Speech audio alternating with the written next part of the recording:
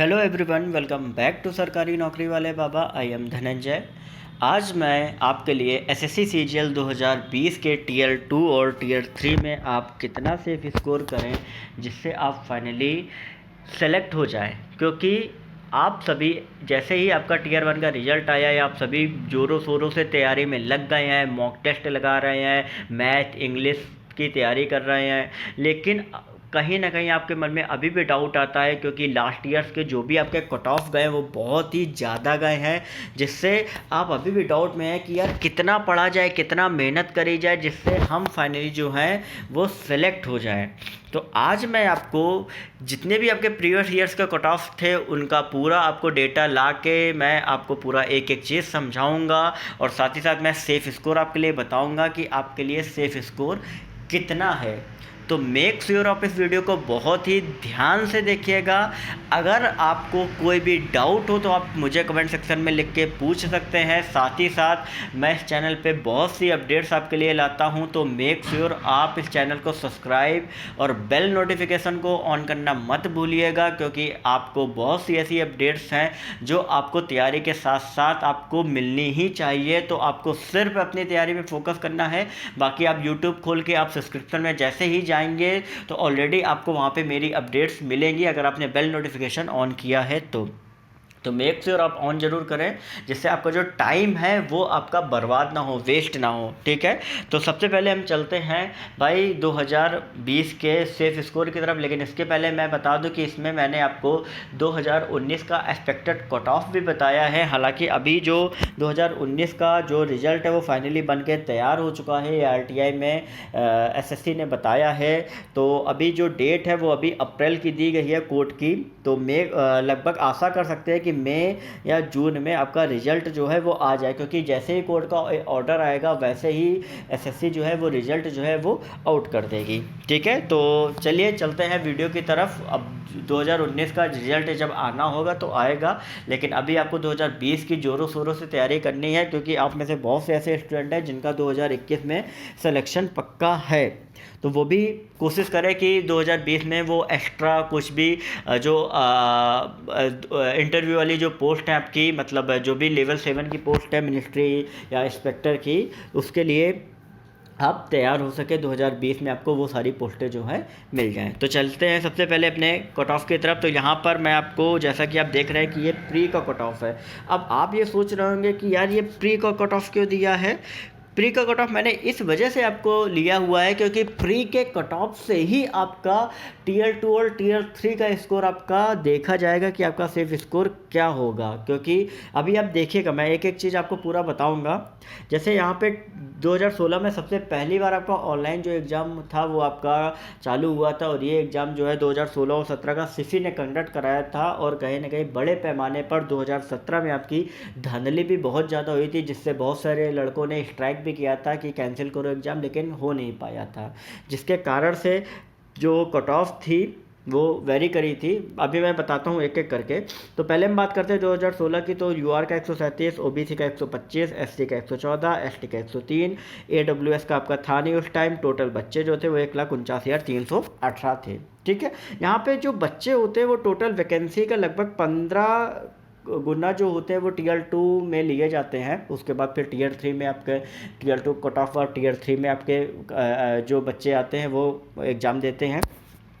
तो 2016 में आपने जैसा कि ये देख लिया, ऐसा कट ऑफ था टीयर 1 का। 2017 में आपका देख रहे होंगे 126 यूआर का, ओबीसी 110, एससी का 98, एसटी का 88.5, और टोटल जो बच्चे थे 1,89,838 थे। अब यहाँ पे आप देख रहे होंगे कि यार आपको लग रहा होगा यार वैकेंसी बहुत ज़्यादा होगी क्या 2017 में, जिससे बच्चे ज़्यादा ले लिए।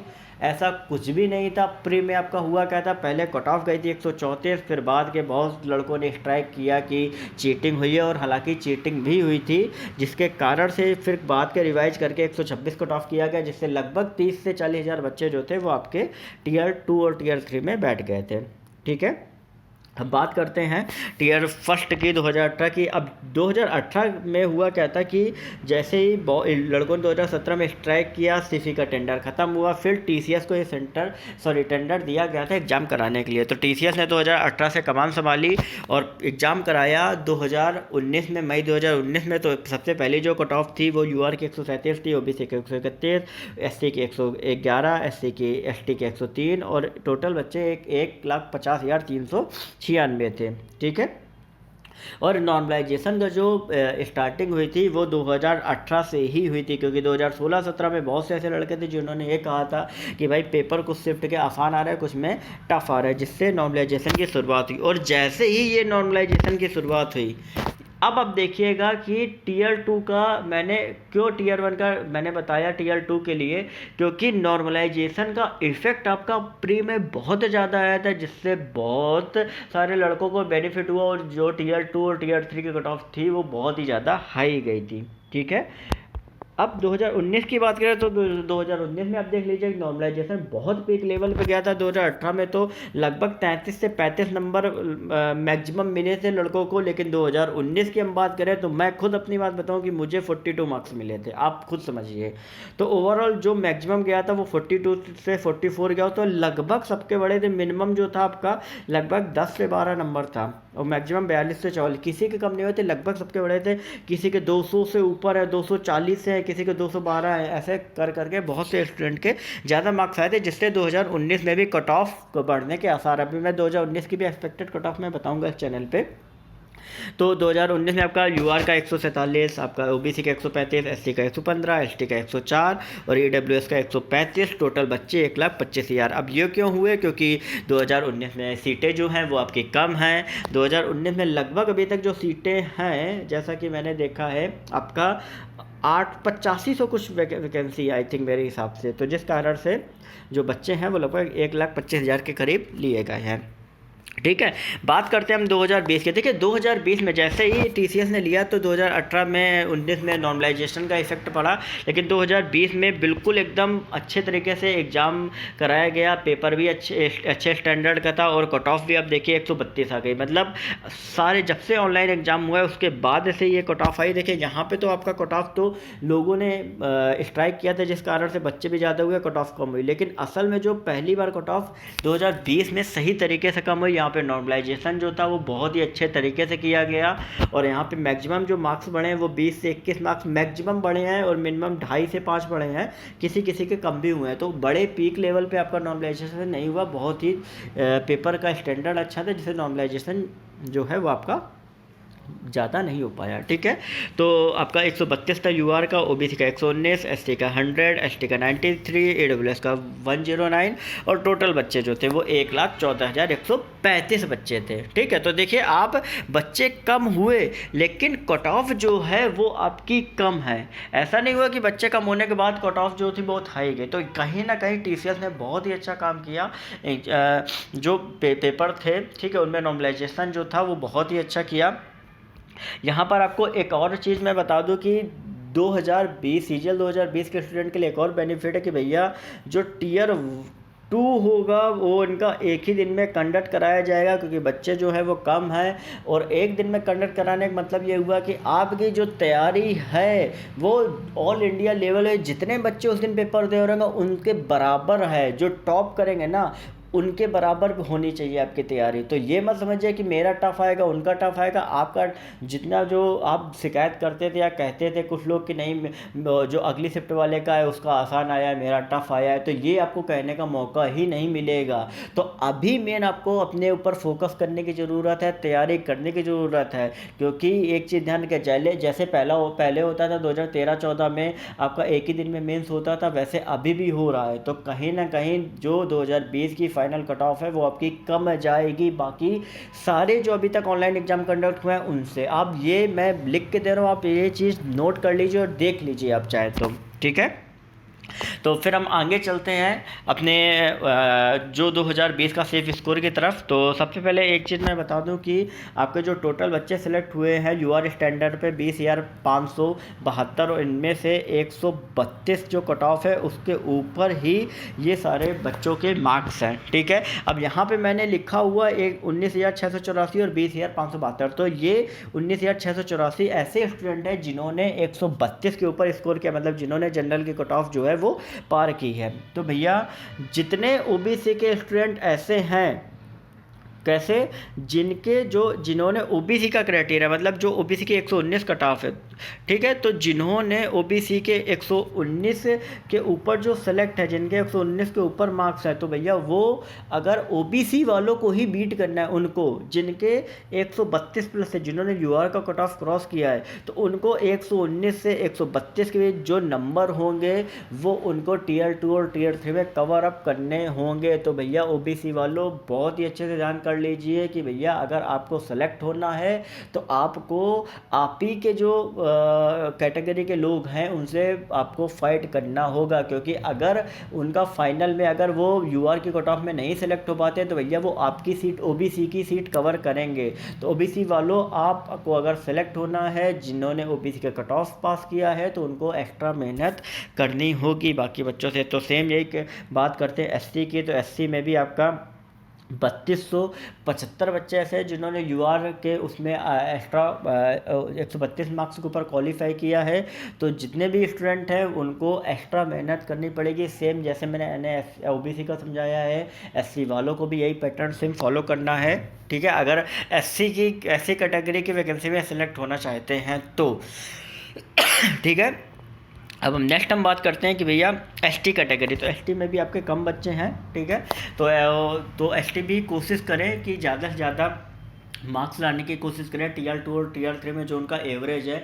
जो जिन एसटी बच्चों ने 100 जनरल कैटेगरी का कट ऑफ क्रॉस किया है, उनको कंप्लीट करने के लिए कहीं ना कहीं उनको जो बाकी स्कोर है वो उनको मेंस टीयर 2 और टीयर 3 में लाना पड़ेगा। ठीक है, ईडब्ल्यूएस में सेम यही बात करें, ईडब्ल्यूएस की जो कट ऑफ है भैया 109 गई है। ठीक है, अब 109 में टोटल देखा जाए तो उनको 23 नंबर का डिफरेंस आ रहा है। तो 23 नंबर का जो डिफरेंस है उनको टीयर 2 और टीयर 3 में कवर करना ही होगा, तभी वो फाइनली वो सिलेक्ट हो पाएंगे ईडब्ल्यूएस के लिए। ठीक है, तो ये दिमाग में आप लेके चलिए, आप ये मत चलिए कि मैंने प्री का कट ऑफ क्रॉस किया तो मैं फाइनली सेलेक्ट हूँ।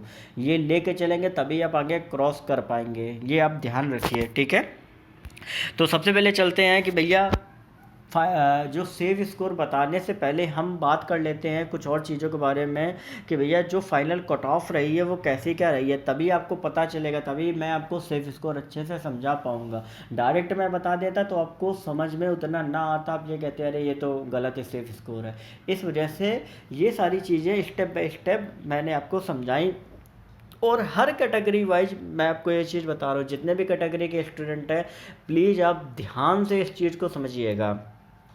तो बात करते हैं 2016 में जो फाइनल कट ऑफ थी वो 516 थी। यहाँ पर आपको जो वैकेंसी दी गई है वो सबसे लोअर जो डिपार्टमेंट था, जिसमें फाइनली जो लास्ट स्टूडेंट जो सिलेक्ट हुआ था उनकी उस डिपार्टमेंट की वैकेंसी की बात है। तो उसमें जो आपकी 609 जनरल स्टैंडर्ड पे थी, ओबीसी की 503 जो कट ऑफ थी उसमें 254 थी, एससी की आपको 458 थी जिसमें वैकेंसी 167 थी, एसटी की आपको 534 थी जिसमें आपकी वैकेंसी आपकी 84 थी। ईडब्ल्यूएस उस टाइम आपका था नहीं, तो इस वजह से कुछ नहीं। बात करते हैं हम यहाँ पर आपकी 2017 की कट ऑफ की। तो 2017 में आपका 524 फाइनल थी, 487 वैकेंसी थी, आपका 513 थी इसमें ओबीसी में, 234 वैकेंसी थी, 465 एससी में थी, 144 इसमें वैकेंसी थी, एसटी में आपका 440 थी और 98 इसमें फाइनल वैकेंसी थी।